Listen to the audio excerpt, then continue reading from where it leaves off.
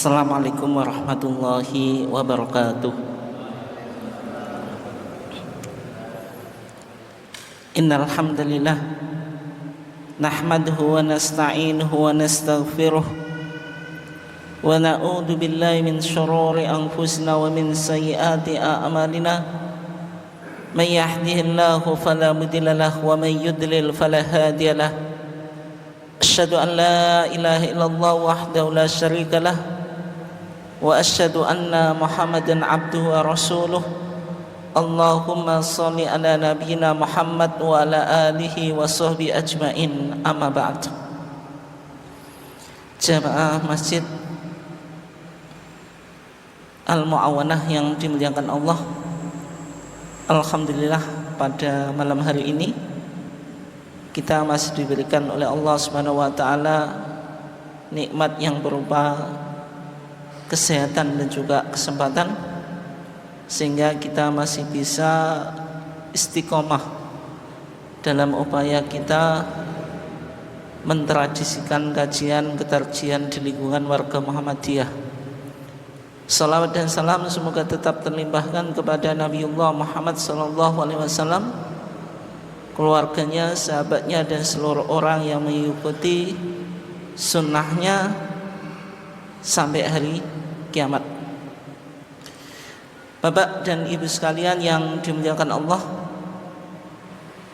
insyaallah pada malam hari ini kita masih melanjutkan pembahasan tentang fikih ibadah korban, dan insyaallah kita akan mengkaji beberapa permasalahan ibadah korban yang ada kaitannya dengan kepanitiaan korban, yang ada kaitannya dengan apa? Kepanitiaan korban. Secara umum, korban dalam zaman modern, Pak, atau di zaman kita itu dikelola oleh panitia, dikelola oleh panitia. Jarang kita temukan orang berkorban itu dilakukan secara sendiri, artinya tidak diserahkan oleh panitia, yaitu menyembelih sapi atau kambing sendiri, kemudian nyeceli apa Pak, daging sendiri, mendistribusikan juga sendiri gitu. Itu masih ada tapi sangat jarang. Kepanitiaan korban itu sudah ada mulai tingkat masjid, RT, ataupun di lainnya. Alasan yang mendasar kenapa kok korban itu penting untuk dikelola melalui kepanitiaan, Pak, itu diantara alasannya apa kira-kira? Apa Pak? Ya intinya biar korban itu lebih efektif, lebih efisien. Korban menjadi mudah dan simple gitu. Orang yang mau berkorban, sahibul korban atau mudhahi, cukup memberikan uang kepada panitia. Nanti panitia sudah membentuk, mulai dari membentuk kelompok atau grup atau rombongan, Pak, kalau korbannya syirkah, yaitu berupa sapi, sampai panitia mencari sapi, beli sapi gitu. Beli sapi itu sudah dilakukan oleh panitia. Dapat sapi, sapi dibawa ke tempat korban, Pak, kemudian disembelih. Habis disembelih, dagingnya dipeceli sudah, dan juga sampai panitia punya database siapa yang berhak menerima daging korban, dan seterusnya. Semuanya dilakukan oleh panitia, sehingga orang yang berkorban itu menjadi mudah, Pak. Beda kalau jenengan lakukan dengan sendirian, maksudnya korban sendiri gitu. Ribetnya apa? Cari hewan korban, baik kambing atau sapi. Kemudian menyembelih belum tentu bisa menyembelih. Kemudian membagikan ini kadang-kadang juga tidak sesuai dengan target atau sasaran, karena banyak yang double, Pak, misalnya.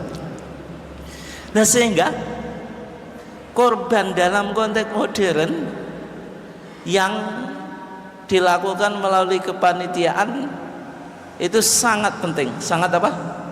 Sangat penting. Yang mana tadi secara singkat kita bisa simpulkan kenapa kok korban dalam zaman sekarang itu melalui kepanitiaan, biar korban semakin efektif dan semakin efisien, semakin simpel, semakin mudah. Tapi yang menjadi pertanyaan, apakah ada dasar yang mendasari bolehnya membentuk kepanitiaan korban? Itu kira-kira ada dasarnya atau tidak itu? Misalnya di zaman Nabi korban dilakukan melalui kepanitiaan, Pak. Jenengan pernah menemukan hadisnya? Misalnya Nabi membentuk kepanitiaan korban, Pak. Nabi terpilih jadi ketua panitia korban. Ada atau enggak? Ada atau enggak? Tidak ada, Pak. Tidak ada. Tidak kita temukan korban di zaman Nabi itu dilakukan melalui kepanitiaan. Tapi korban melalui kepanitiaan di zaman sekarang kita terima atau enggak? Kita terima. Tapi tidak pernah dilakukan di zaman Nabi. Korban itu dimensinya sosial, karena dimensi sosial bisa menerima pembaruan. Tapi di satu sisi korban itu juga ta'abudi. Ta'abudi itu ada nilai ibadah. Kalau ada nilai ibadah harus dilakukan sesuai dengan contoh Nabi. Itu gimana, Pak? Kenapa? Ya, muamalah duniawiyah, betul. Karena dia berdimensi sosial, tapi masalahnya korban juga ada nilai ta'abudinya, Pak. Yang membuktikan ada nilai ta'abudinya, Pak, yang hewan korbannya nggak boleh sembarangan. Saya korban dengan ayam kan nggak boleh. Atau misalnya korban dengan kuda nggak masuk bahimatul an'am. Kriteria umurnya itu kan ditentukan. Kriteria umurnya ditentukan. Syirkah sapi maksimal 7 orang. Satu sapi maksimal 7 orang. Ini kan nilai ta'abbudi. Tapi dalam konteks pengelolaan ini ta'abbudi atau tidak? Enggak, Pak. Sehingga enggak perlu kita mencari landasan dasar dari apa yang dilakukan oleh Nabi dan para sahabat, Pak.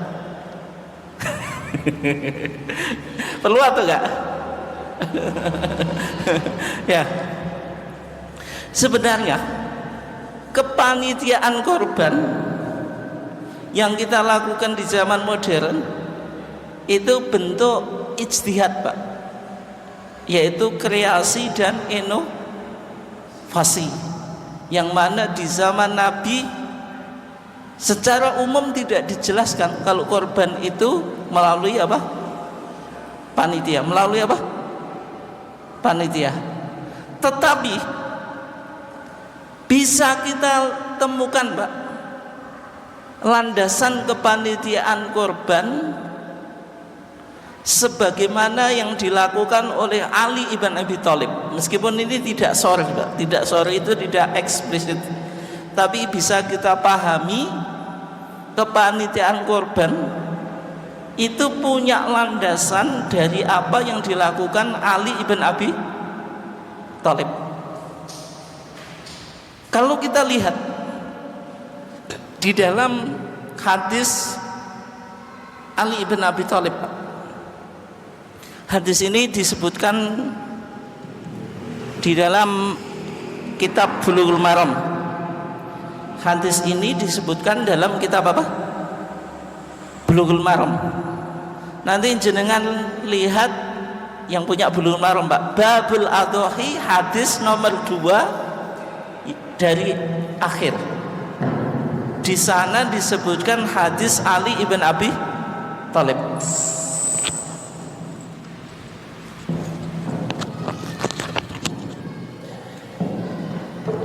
Di dalam hadis Ali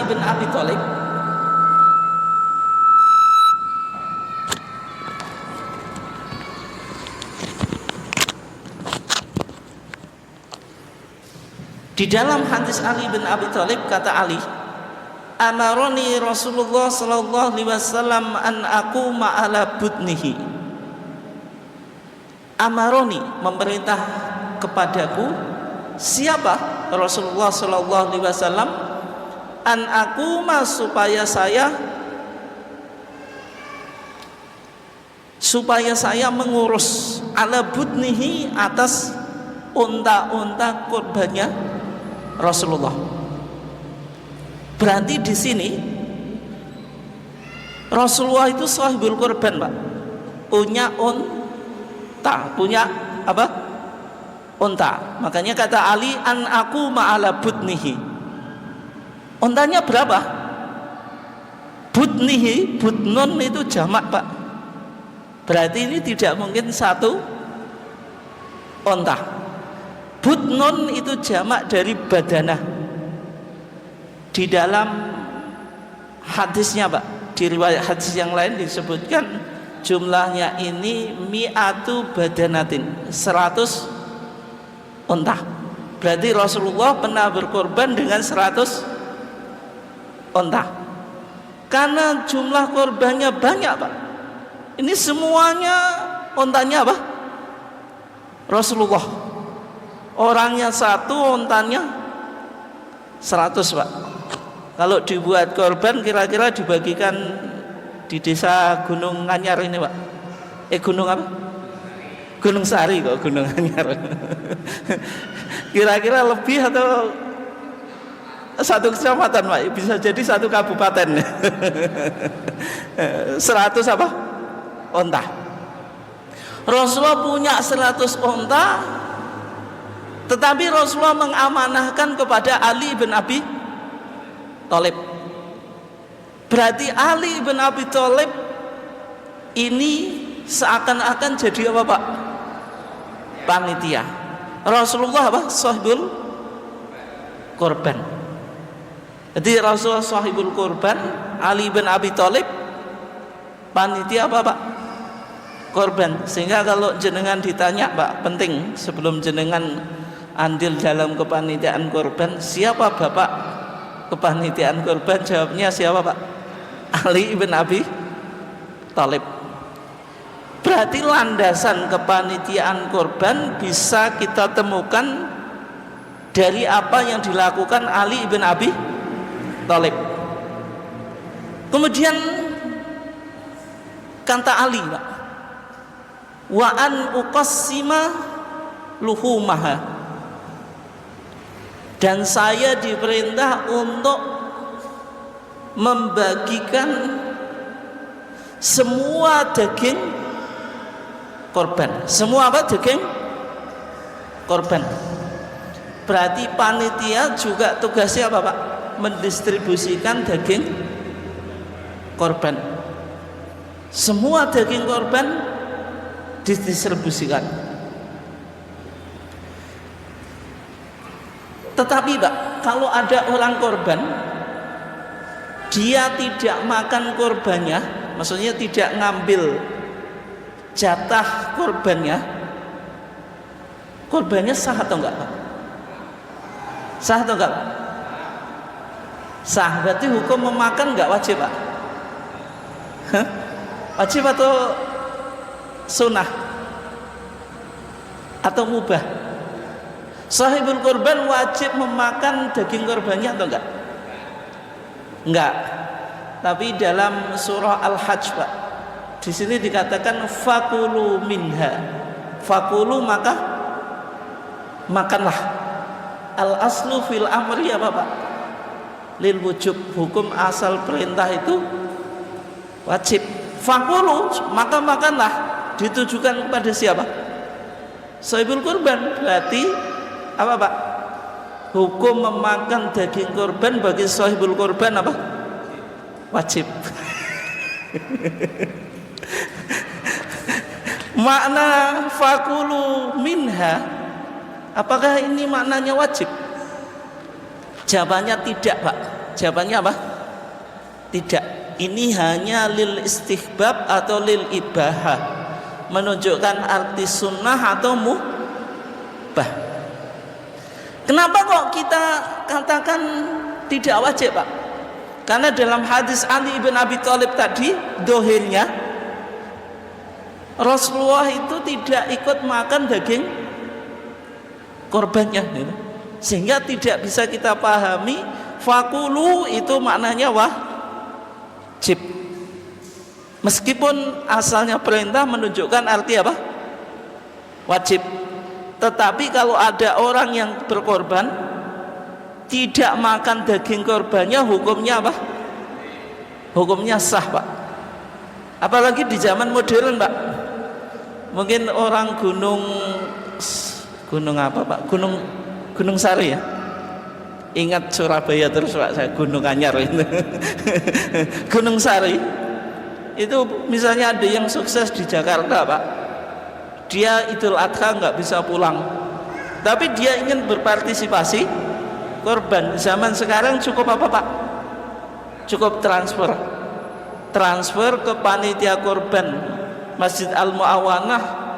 Panitia korban mencarikan daging korban, mencarikan hewan korban, Pak, atau diikutkan syirkah sampai dibagikan kepada orang fakir.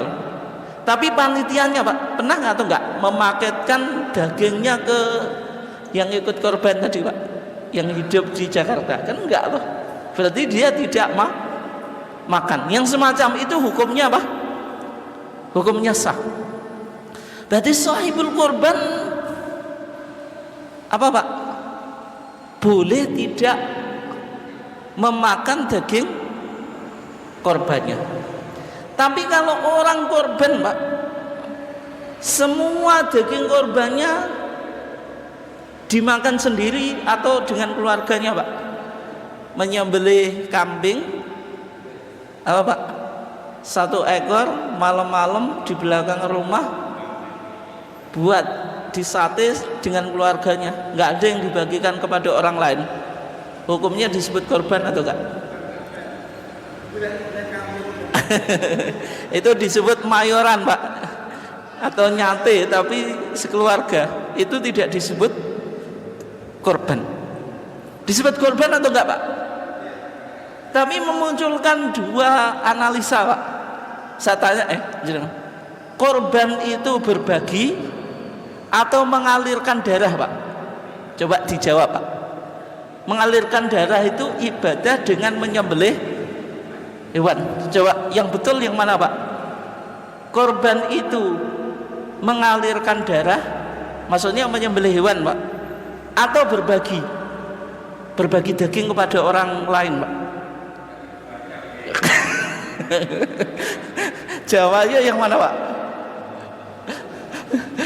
Bagi ulama yang memahami itu tetap sah korban, Pak. Dipahami kalau korban itu yang penting mengalirkan darah atau menyembelih hewan meskipun dimakan sendiri. Bagi yang menganggap tidak sah, Pak, karena esensi korban itu berbagi kepada orang lain, kepada fakir miskin, Pak. Tapi terlepas perdebatan itu, Pak, yang kita kuatkan korban itu dimensinya sosial. Maksud ibadah korban itu bukan sekedar kita menyembelih hewan, tapi ada nilai apa?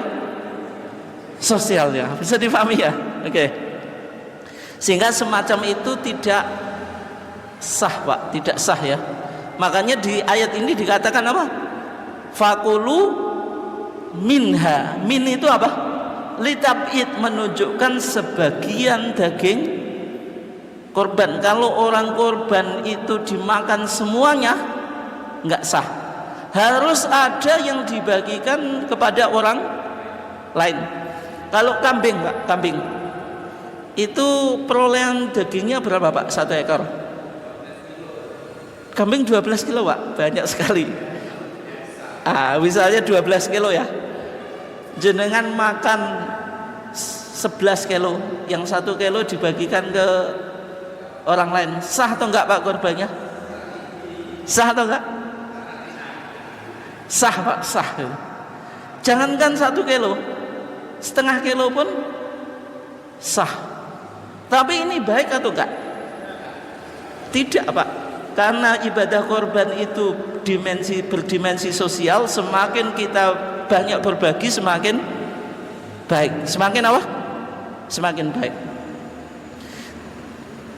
Semakin baik. Nah, terus sahibul korban itu dapat berapa? Kalau menurut mazhab Syafi'i dapat thuluth, Pak. Thuluth itu 1/3. Karena dipahami di dalam ayat ini, Pak, fakulu minha wa at'imu al-qani'a wal mu'tar. Suruh makan, berarti sahibul korban boleh makan. Suruh membagikan al-qani'ah, orang yang tidak meminta-minta, wal mu'tar, dan orang yang meminta-minta. Makanya dalam mazhab Syafi'i, Pak, dipahami 1/3.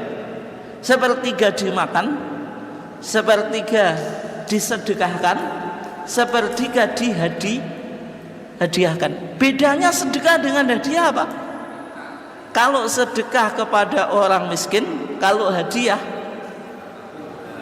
kepada teman atau kepada orang yang mampu. Tapi bedanya sedekah sama hadiah apa? Kalau sedekah itu tamlek, Pak, orang miskin dapat daging korban, dijual boleh atau enggak, Pak? Orang miskin.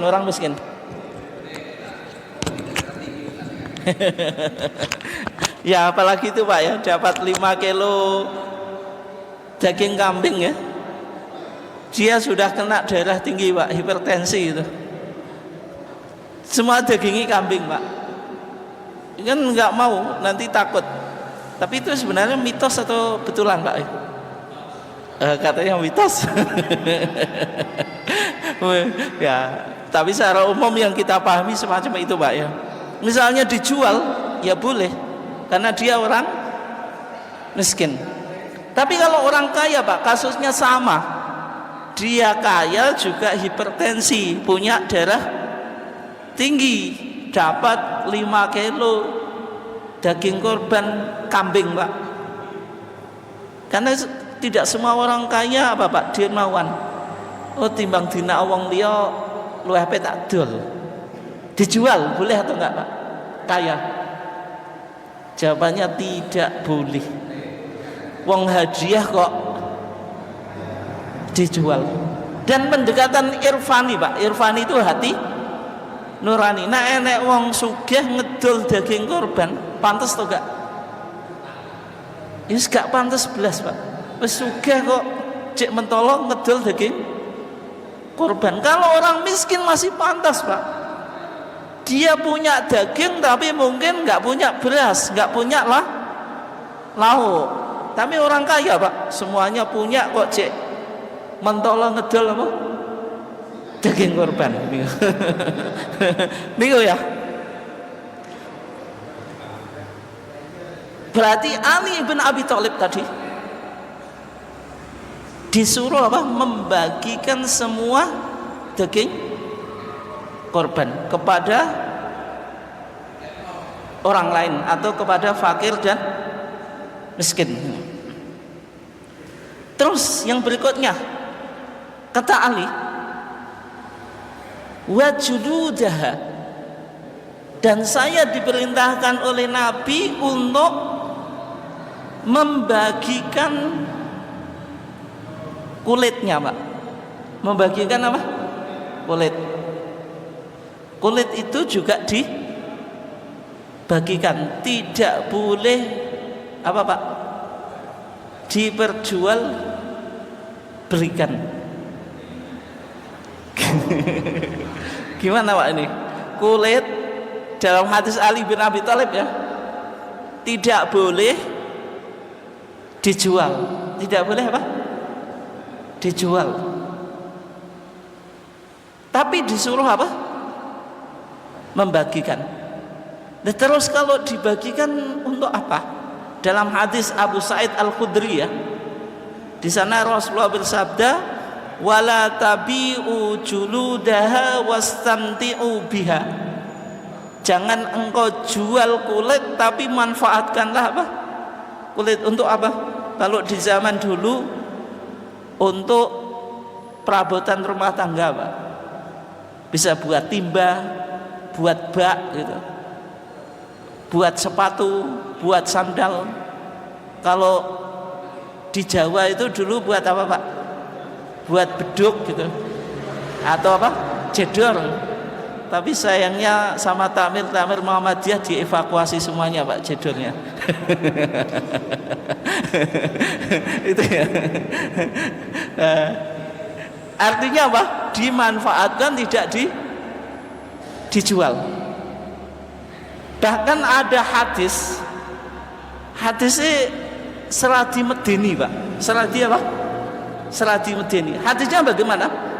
Man ba'a jilda udhiyatihi fala udhiyatalah. Siapa yang menjual kulit korban, maka korbannya tidak sah. Tidak apa? Tidak sah. Hadisnya Medeni wong Pak.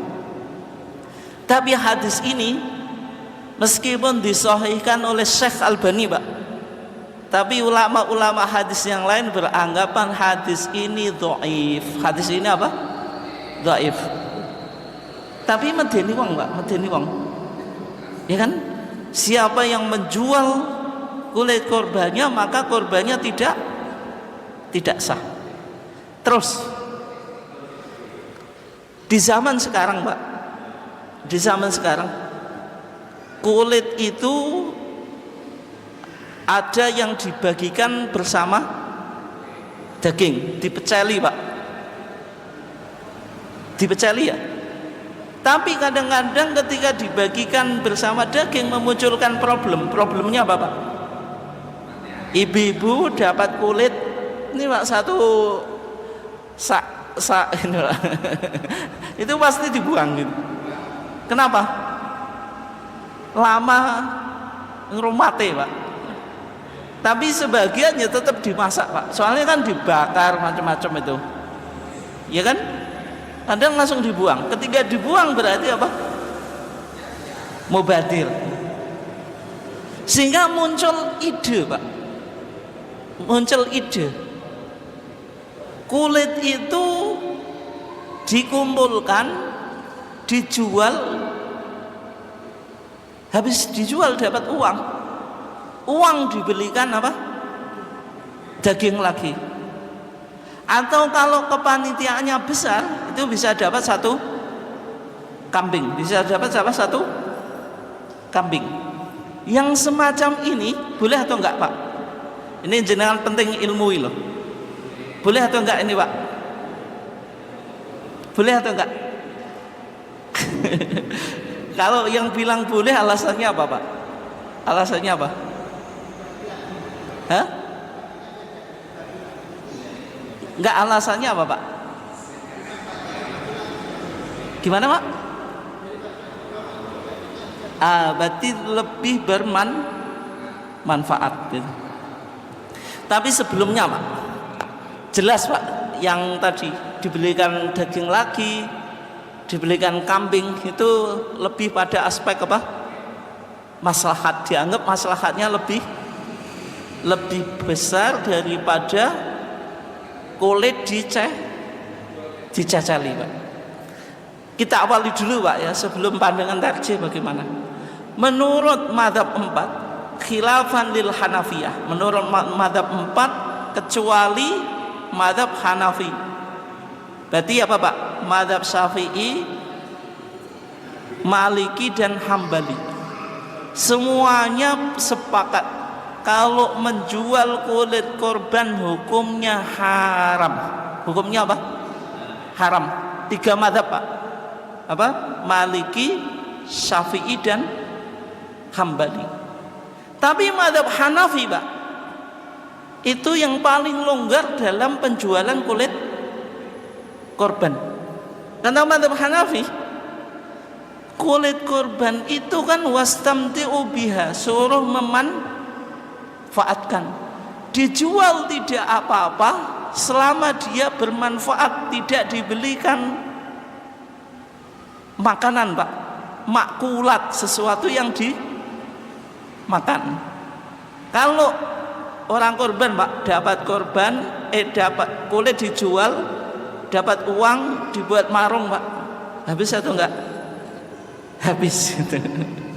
Tapi kalau dibelikan sesuatu yang manfaat gitu, diberikan sesuatu yang manfaat, itu bisa tahan lama. Maksudnya bukan selain makanan. Dan dalam keterangan mazhab Hanafi yang lain Pak, kulit korban boleh dijual, tapi tidak boleh bidananir wadarohim, dengan dinar atau dirham. Di zaman Nabi mata uang itu hanya 2 Pak.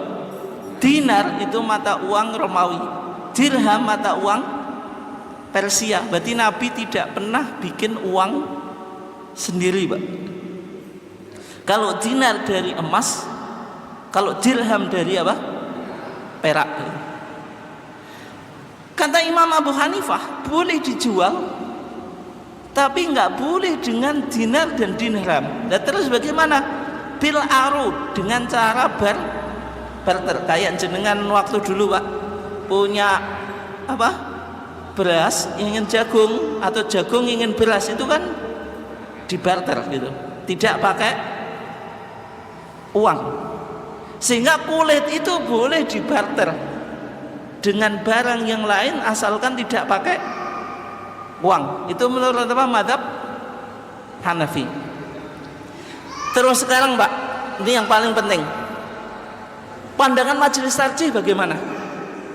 Karena pertanyaan yang pernah diajukan kepada majelis tarjih Pak, ya sebagaimana kasus di beberapa tempat ya, korban itu kulitnya dijual, dapat uang dibelikan daging atau dibelikan kambing gitu. Nah, jawaban majelis tarjih ketika itu melihat hadis Abu Sa'id Al-Khudri Pak, ketika Nabi bersabda wala tabi'u juludaha wastamti'u biha, janganlah engkau menjual kulit tapi manfaatkan apa? Kulit gitu. Hadis ini dicari ilah Pak. Ilah itu apa? Alasan kenapa kulit korban itu tidak boleh dijual Pak sama Nabi. Kira-kira alasannya apa? Alasannya apa Pak? Alasannya, kalau sahibul korban boleh menjual kulit Pak, ini korban itu lillahi ta'ala, bentuk ibadah. Wong ibadah kok dibisniskan atau ditransaksikan Pak? Kan jadi masalah. Berarti dalam beribadah tidak secara apa? Totalitas. Wong korban kok cek ngarep-ngarep apa Pak? Beretan. Beretan itu apa? Sisa korban. Bahasa sekarang mengharapkan cashback Pak. Itu. Nah, semacam itu berarti tidak totalitas, tidak totalitas.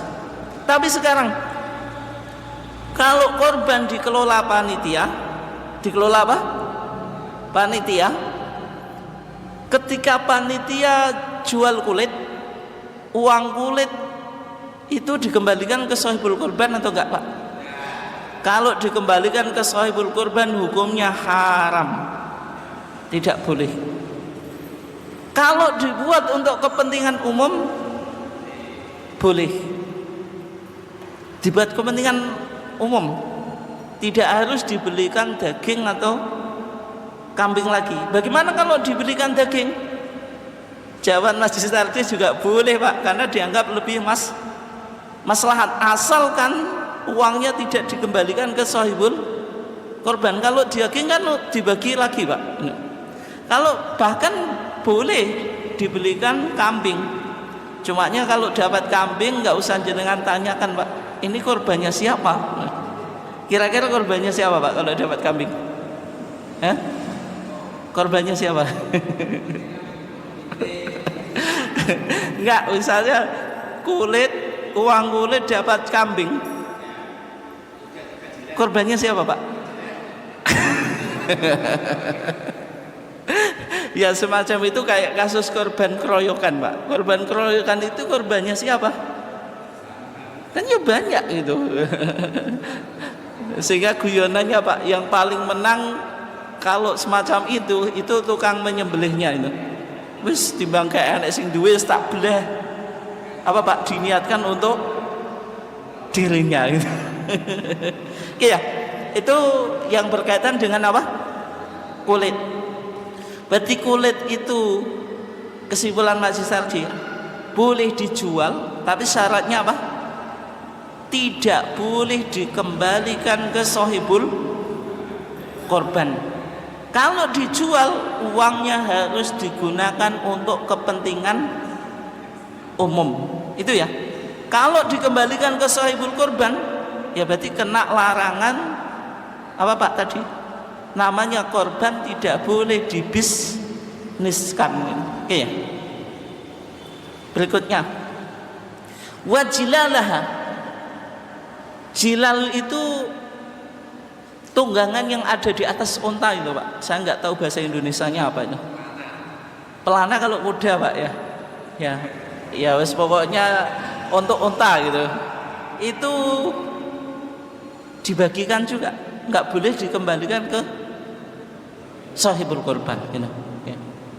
Harus totalitas disedekahkan, nggak ada yang kembali. Fil masakin, ini objeknya Pak, atau alal masakin. Kalau di Bulughul Maram itu redaksinya pakai ala, tapi yang saya kutip di sini pakai fi ya. Alal masakin berarti korban apa? Didistribusikan kepada orang miskin. Siapa saja yang boleh menerima daging korban Pak? Ini penting ya.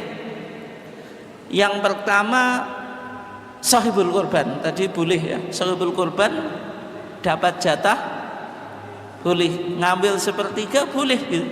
Sebagaimana mazhab Syafi'i, sepertiga dimakan, sepertiga dihadiahkan, sepertiga disedekahkan. Tapi kalau misalnya kurang sepertiga juga boleh. Tapi yang penting Pak, panitia itu harus menggembirakan sahibul korban. Soalnya orang korban itu apa Pak? Butuh dimotivasi. Ibadah yang mengeluarkan uang itu rata-rata kita medit Pak, abot, eman. Tiwas korban aku gak oleh popo. Itu germeng Pak biasanya. Itu germeng ya. Makanya penting sahibul korban itu tetap harus digembirakan gitu. Jangan sampai disamakan dengan yang tidak korban Pak. Memang kan jatahnya sahibul korban itu ya kan tadi Pak, punya jatah secara sendiri. Meskipun lebih banyak bersedekah, berbagi lebih baik gitu ya. Tapi untuk memotivasi spirit korban itu Pak ya. Kemudian selain sahibul korban siapa tadi? Dalam surah Al-Hajj ya, wa at'imu al-qani'a wal mu'tar, suruh ngasih makan orang yang tidak meminta-minta maupun orang yang meminta. Ada korban jerabing Pak, dikasih atau enggak Pak? Tenan tapi ya. Anek korban podo tekon jerabing Pak, jenengan kasih sing repoti panitia bubar. Dikasih atau enggak Pak? Memang di ayatnya ini Pak, dulu korban itu kan belum melalui kelembagaan. Al-qani itu orang yang diam di rumah Pak, ada korban tidak datang. Al-mu'tar ada korban didatangi. Tapi zaman sekarang karena ada kepanitiaan, panitia sudah punya database. Kalau setiap yang datang dikasih, iso-iso double Pak. Ketika double terjadi apa? Kecemburuan sosial kan gitu Pak.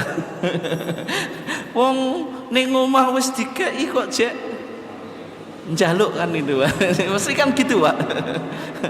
Makanya semacam itu apa? Kembali kepada tadi Pak, kemaslahatan. Lah di ayatnya kok al-mu'tar? Ya memang di zaman Nabi belum ada pendataan itu, sehingga setiap yang datang di tempat kurban pasti dikasih. Tapi kalau sekarang semuanya datang yo entek kan itu ya, bisa dipahami ya.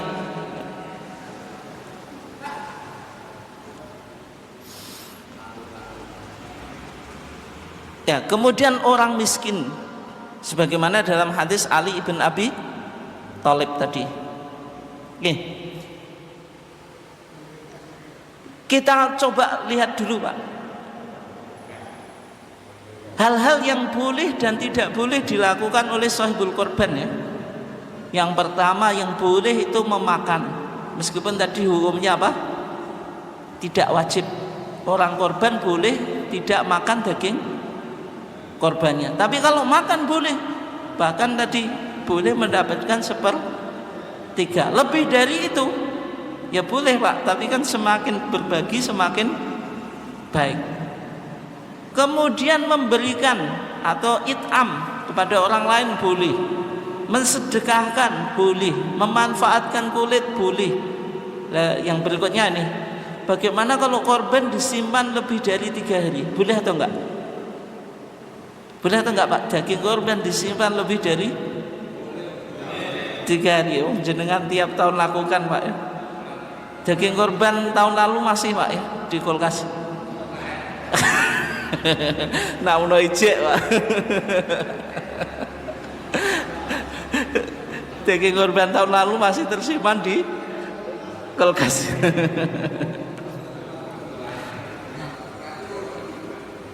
Dulu di zaman Nabi Pak, daging korban itu tidak boleh disimpan lebih dari 3 hari. Nabi bersabda, ya ahlal Madinah, ya ahlul Madinah, la ta'kulu luhumal adohi fauqa 3 ayyam. Jangan engkau makan daging korban melebihi 3 hari. Berarti batas maksimal menyimpan daging korban cuma 3 hari Pak. Cuma apa? 3 hari. Tapi jenengan tadi kuat setahun Pak ya.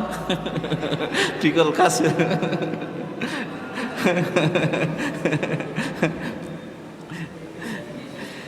Di tahun berikutnya Pak, istri-istri sahabat itu ya kayak istri jenengan Pak, ada dagingnya disimpan.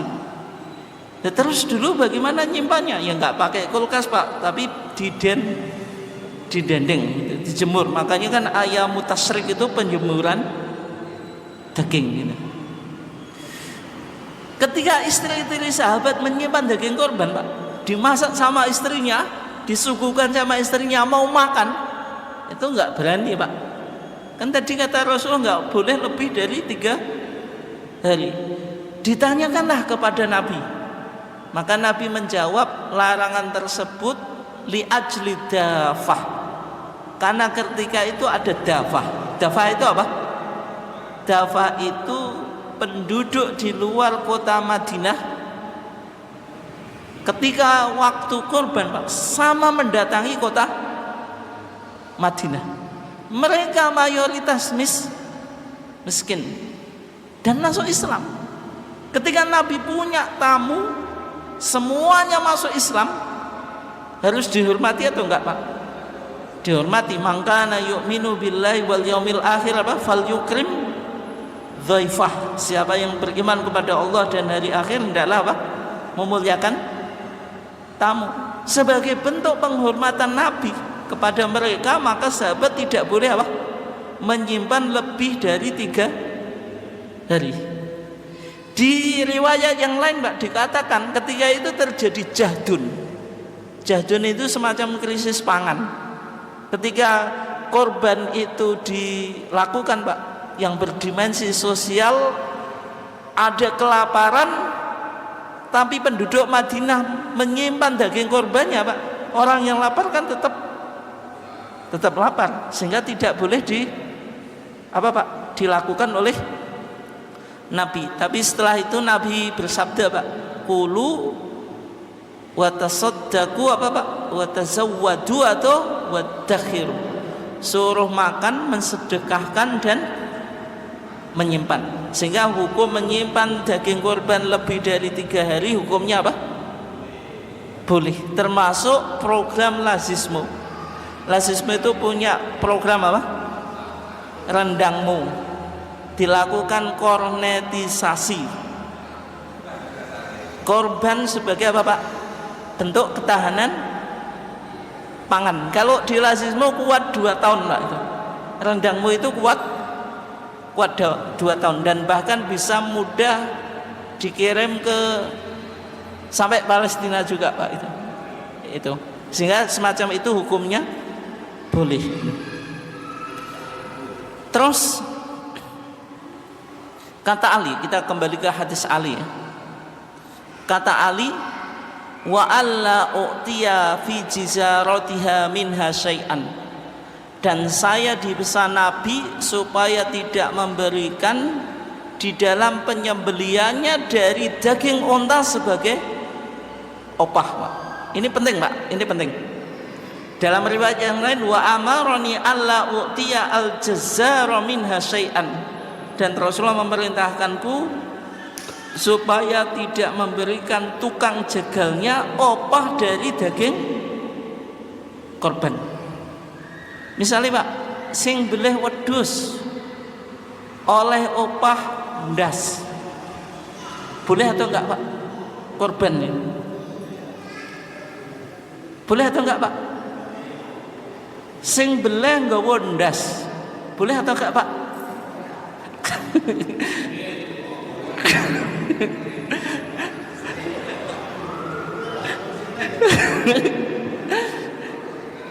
Sing boleh wedhus oleh opah ndas, boleh atau enggak Pak? Hah? Sing boleh wedhus oleh opah ndas, boleh atau enggak? Tidak boleh. Sing boleh wedhus nggawa ndas, enggak Pak? Boleh atau enggak? Sing boleh wedhus nggawa ndas, boleh atau enggak ini? Ya itu plesetan Pak, nggawa ndas-ndase dhewe kok masuk gak oleh. Nek gak nggawa ndas yo gak iso beli.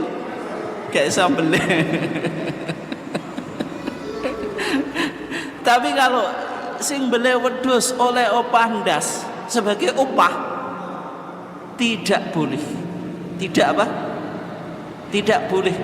Berarti kalau opahnya diambilkan dari daging korban Pak, atau ndas kepala, itu sama dengan mentransaksikan hewan korban. Terus kata Ali, wa nahnu nu'tihi min indina, tapi kita kasih opah dari uang kita sendiri gitu.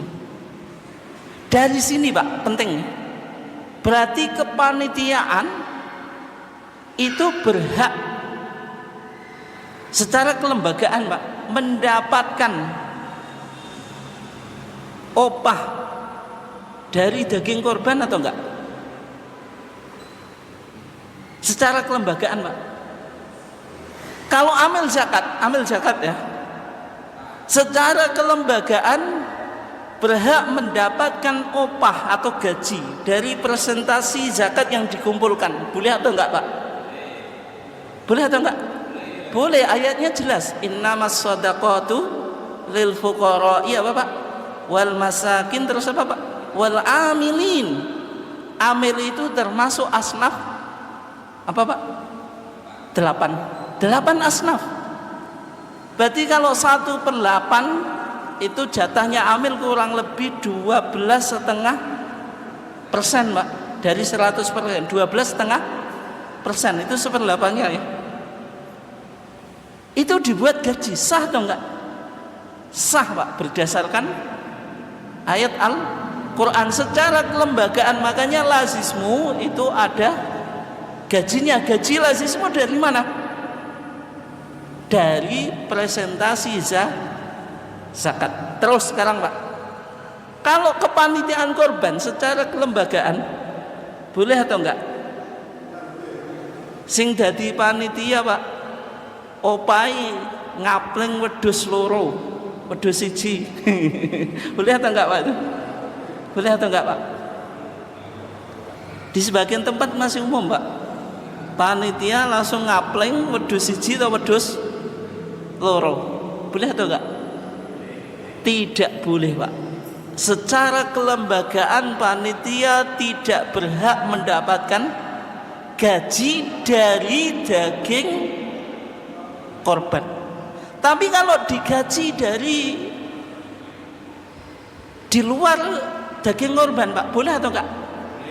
Boleh, kata Ali tadi, kita ngasih tukang jagal dari uang kita. Makanya di kepanitiaan korban, misalnya sapi 3 juta dilebihkan 3.100.000 atau 200 operasional Pak. Soalnya jadi panitia korban itu butuh modal atau enggak Pak? Butuh Pak. Beli sapi, transport sapinya siapa? Kemudian plastik kresek, itu uangnya siapa? Butuh dana operasional. Sehingga kalau misalnya sapi 3 juta dilebihkan, lebihnya itu untuk dana operasional. Itu kalau banyak, misalnya panitia mau minta gaji, digaji, ya boleh. Itu ya. Tapi kalau gajinya daging korban, boleh atau enggak? Tidak boleh. Tidak boleh. Daging korban tidak boleh digunakan opah panitia. Bisa dipahami Pak? Nah terus Pak, sekarang jenengan jadi panitia itu dapat jatah atau enggak Pak? Dapat. Itu minangka opah atau minangka apa Pak? Nah, kalau itu dianggap opah Pak, itu enggak boleh. Tapi panitia kalau dapat bagian Pak, kalau dapat bagian bukan opah, itu boleh. Tapi yang bagian yang jenengan terima tidak ada hubungannya dengan kerja jenengan. Tidak ada apa? Hubungannya dengan kerja jenengan. Bisa dipahami atau enggak Pak? Misalnya jenengan gremeng, lah aku melok panitia isuk kanthi sore mau dikai daging 2 kilo misalnya, gremeng. Itu kan kayak nuntut upah tuh Pak. Itu enggak boleh. Misalnya yang dibagikan ke masyarakat 1 kilo, panitia dapat 10 kilo.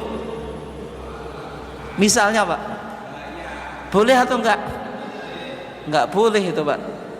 Kalau semacam itu tanya hati nurani. Kira-kira pantas apa yang melegalkan panitia dapat 10 kilo Pak? Panitia jawab, panitia sing mergawi. Ketika dijawab sing mergawi apa Pak? Dihubungkan dengan opah gitu. Bisa dipahami enggak Pak? Ini mirip Pak, ketika salah pokoknya jangan sampai kita apa Pak? Jadi panitia nyebut opah undat-undat penggawean Pak. Itu bahaya Pak. Breset saedek apa Pak? Dianggap opah. Kalau mau minta upah dari uang operasional itu jenengan jaluk sedino gaji 1 juta oleh Pak. Nak sohibul korban ini gelem tapi ya ora gelem Pak kok keenaan. Tapi kalau opahnya dari daging tidak boleh. Tapi sahih tadi kepanitiaan secara personal dapat jatah boleh Pak, boleh. Tapi tidak ada kaitannya dengan apa? Dengan opah. Secara personal Pak, tapi secara kelembagaan tidak boleh Pak. Misalnya di beberapa tempat Pak, penjualan kulit, penjualan apa? Kulit. Uangnya dibelikan sesuatu Pak sebagai inventaris kepanitiaan korban. Boleh atau enggak? Entah timbangan atau apa Pak. Yang dibutuhkan apa saja Pak? Misalnya alat penyembelian, inventaris secara kepanitiaan korban, hasil jual kulit, boleh atau enggak Pak? Boleh atau enggak? Boleh atau enggak? Tidak boleh. Kenapa? Sama dengan ngambil opah itu. Kalau inventaris kepanitiaan korban jangan sampai diambilkan dari jual kulit gitu. Meskipun ini untuk kepentingan umum juga Pak, tapi kan masalahnya itu loh, memahami panitia kayak dapat opah secara kelembagaan. Kenapa kok dari penjualan kulit? Bisa dipahami itu enggak? Bisa sakit nggak? Bisa ya? Nah, jadi intinya Pak, kita simpulkan kajian kita, tugas dari panitia korban itu hanya membantu sahibul korban supaya korban lebih mudah, efektif, efisien, simple Pak. Fungsi panitia memudahkan penyelenggaraan korban. Terus panitia tidak boleh mengembalikan opah, mengambil opah penyembelian hewan korban dari hewan korban tersebut gitu. Misalnya opah sing beleh ndas Pak, ketika opah loh, tapi misalnya sing menyembelih dikasih uang, kasih apa Pak? Ya wajib Pak, wajib itu. Wajib itu kan opah loh, tapi wajibnya nggak boleh dari daging loh Pak. Kalau wajib sing harus itu, tapi dikasih jatah boleh atau enggak? Nek jatah boleh, tapi kalau wajibnya dari daging sing beleh wedhus wajibnya ndas, kan koyo opah kok tadi. Nah, itu enggak boleh gitu. Oke ya. Terus bagaimana Pak kalau panitia minta opah tadi? Dapat dibebankan apa? Kepada sahibul korban. Makanya tadi kalau korban sirkah bayar 3 juta dilebihkan 100 200 sebagai dana operasional itu. Atau ada sumber pendanaan yang lain. Itu kesimpulan kajian kita. Silakan Bapak dan Ibu sekalian kalau mungkin ada yang perlu ditanyakan. Oke, monggo Pak.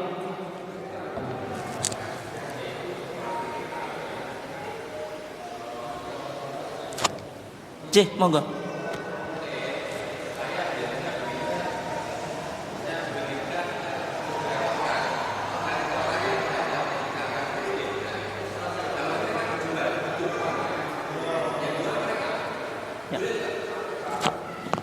Ya semacam itu boleh Pak. Jadi kulit dibagikan ke orang miskin nih. Kalau orang miskin ini mau dimanfaatkan, ya monggo. Tapi mau dimanfaatkan buat apa Pak? Rata-rata dijual sama mereka. Boleh atau enggak? Boleh. Sebagaimana tadi orang miskin dapat daging dijual itu boleh. Boleh Pak. Semacam itu boleh. Ya. Oke, yang lainnya monggo. Kalau enggak, oke, monggo.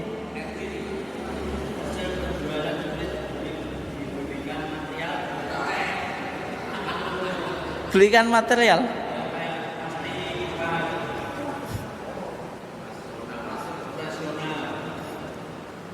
Untuk operasional ya.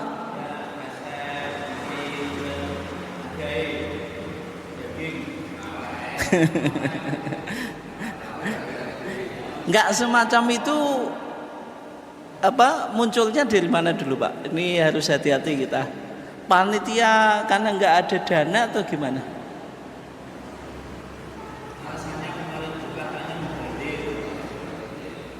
Mubadir.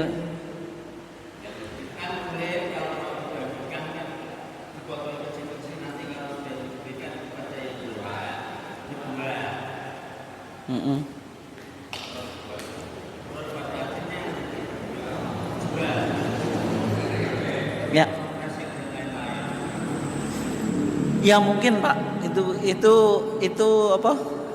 Miripnya nanti kalau dianggap oh ini untuk operasional panitia gitu. Ya kan? Untuk operasional panitia gitu. Yang semacam itu ya, mungkin lebih selamatnya itu tadi ada dana operasional. Kalau yang itu kan nanti operasional panitia tapi dari kulit itu agak repot Pak gitu. Ya mungkin untuk menyiasatinya ya. Untuk menyiasatinya ya tadi ada dana operasional gitu. Itu lebih aman. Meskipun kalau dibelikan kresek itu sebenarnya tidak kembali pada sahibul korban, kan nggak kembali itu Pak ya. Tapi masalahnya itu kadang ini loh, di kepanitiaannya ini kan, ini masuk memanfaatkan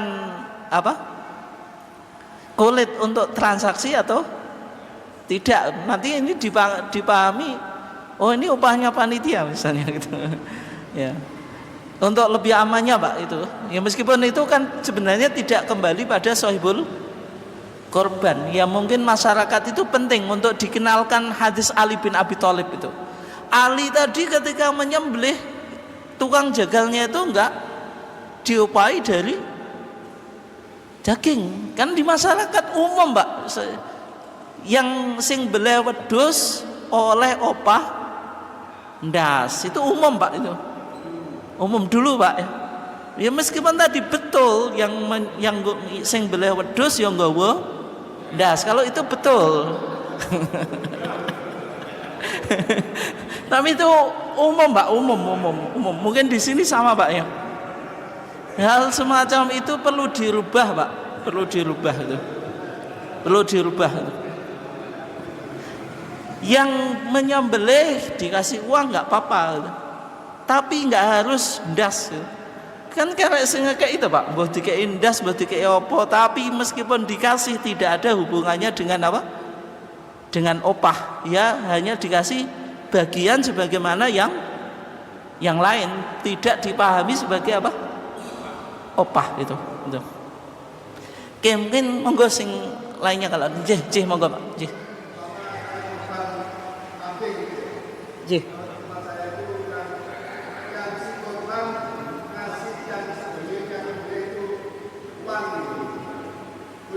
Boleh Pak, boleh. Sebagaimana Ali bin Abi Thalib. Kalau misalnya jenengan mengundang jagal untuk beli kambing misalnya, ke kambing kurban Pak, jenengan kasih uang, ya boleh, sangat boleh. Tapi yang dimaksud nggak boleh itu menjadikan daging atau hewan kurban ini baik daging, kulit, apapun sebagai opah. Kalau dari uang kita sendiri boleh. Panitia dana operasional buat menggaji jagal, boleh atau enggak? Boleh, karena enggak ada hubungannya dengan daging korban itu. Boleh, Pak. Yang lainnya monggo kalau ada masih. Monggo. Apa Pak?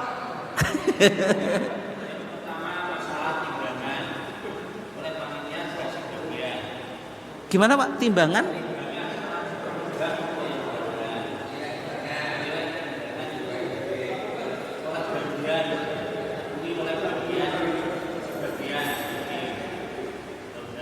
Enggak, bagiannya banyak Pak. Ya ya ya.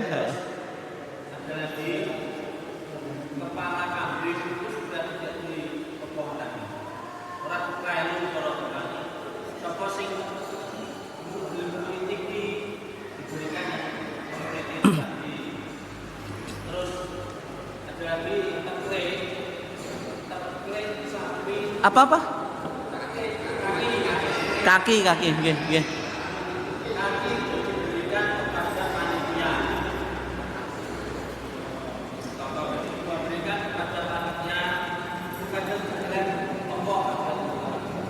Ya, ya. Tiga ya.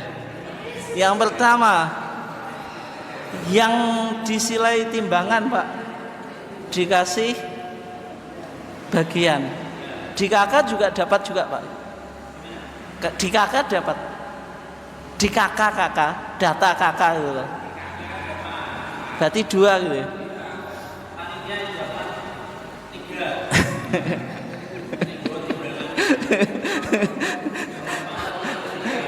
Ya memang gini Pak, untuk jatah itu sebenarnya tidak harus sama ya, tidak harus sama gitu. Misalnya gini, 2 janda, yang satu punya anak 10, yang satu nggak punya anak, sama-sama janda, masa semuanya 1 kilo? Misalnya dilebihkan, yang satu 2 kilo, yang 1 kilo, boleh atau enggak? Boleh. Ini enggak harus dipahami apa? Sama. Kalau misalnya panitia itu di kakak dapat, di kepanitiaan dapat Pak, apakah semacam itu boleh? Ya boleh Pak, tapi selama jatahnya panitia tidak dihubungkan dengan apa? Opah gitu. Tidak dihubungkan dengan kompensasi jasa. Ketika dihubungkan dengan kompensasi jasa Pak, terus bagiannya itu enggak rasional Pak. Sing dibagekno 1 kilo, panitia 5 kilo atau 10 kilo. Tapi itu pendekatannya irfani Pak, hati nurani sajalah gitu. Kira-kira pantas atau gak ngono. Itu. Ketika tidak rasional Pak, nanti menganggap ini jelas opah Pak. Mosok panitia mau dikei sakmene, ndak no. Nak perlu akeh kan. Nah, itu berarti dia sudah berpikirnya apa? Opah, sudah pikir apa? Opah itu. Ya termasuk tadi kalau apa? Tukang timbangan dikasih bagian 2, ya selama itu tidak dianggap ini sebagai ganti apa Pak? Timbangane disilih, itu yang enggak apa-apa. Tapi kalau dipahami ini sebagai kompensasi timbangan, yaitu opah. Meskipun ini juga kadang mirip Pak, padahal kadang mirip.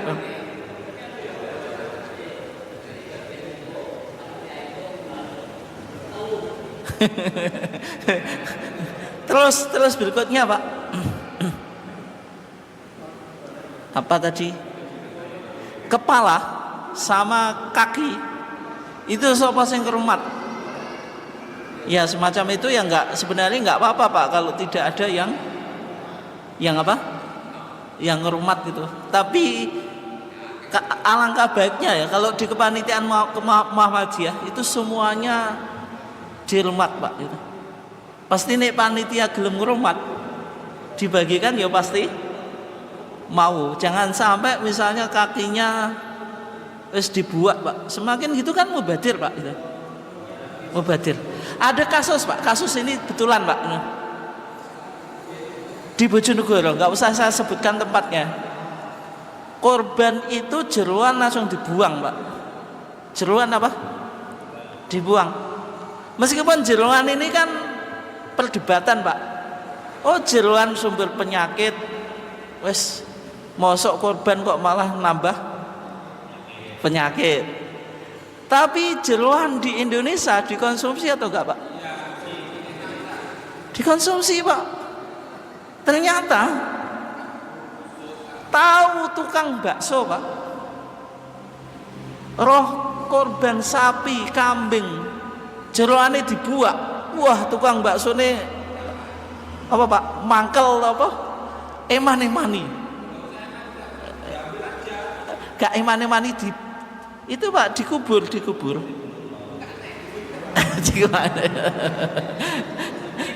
Enggak semacam itu Pak, semacam itu ya. Karena jeroan itu kan apa Pak, al-adah muhakkamah. Uruf kita jeroan itu enek sing yang mau merawat Pak, itu ngrumat. Pokoknya sebisa mungkin misalnya gak iso panitia wis diceluk sapa-sapa lah Pak gitu. Berusaha untuk semuanya apa? Dimanfaatkan, jangan sampai cuma timbang panitia repot ya wis dibuak weh, kan nanti banyak yang mubadir gitu. Itu Pak ya. Yang lainnya kita tutup ya, kalau sudah nggak ada kita tutup. Kurang lebihnya mohon maaf. Wassallallahu ala nabiyina Muhammad wa ala alihi wasallam. Wassalamualaikum warahmatullahi wabarakatuh.